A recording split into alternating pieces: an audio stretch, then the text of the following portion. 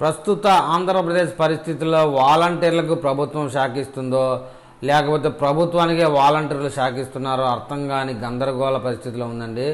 ఇప్పుడు విషయం ఏంటంటే ఇవాళ ట్రెండింగ్ న్యూస్లో ఏపీ ప్రభుత్వానికి బిగ్ షాక్, వాలంటీర్ల సంచలన ప్రకటన అని చెప్పేసి ఒకటి వార్త ప్రచురించారు.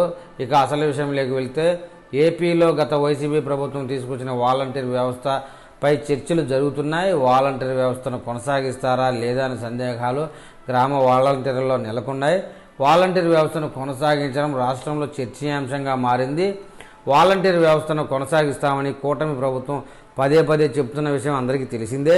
ఈ క్రమంలో వాలంటీర్ సేవలు ఎలా ఉపయోగించుకోవాలో కసరత్తు చేసి ఒక నిర్ణయం తీసుకుంటామని స్వయంగా సీఎం చంద్రబాబు నాయుడు చెప్పారు. అయితే ఇటీవల వాలంటీర్ వ్యవస్థ రద్దు చేయాలని టీడీపీలో ఉన్నటువంటి ఒక సీనియర్ నేత చంద్రబాబు నాయుడు గారికి ఒక లేఖ ఇవ్వడం అనేది ఇప్పుడు గందరగోళంగా ఉంది. ఆ యొక్క వ్యవహారంపై, ఆ యొక్క వ్యాఖ్యలపై వాలంటీర్లు మండిపడుతున్నట్టు ఇప్పుడు సమాచారం.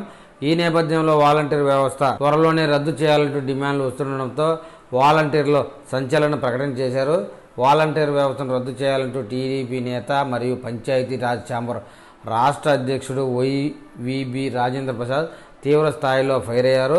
రాజేంద్ర ప్రసాద్ చేసిన వ్యాఖ్యలను వెంటనే ఆయన ఉపసంహరించుకోవాలని, లేదంటే 2,60,000 మందికి వాలంటీర్లు వీధి పోరాటాలకు దిగుతారని హెచ్చరించారు.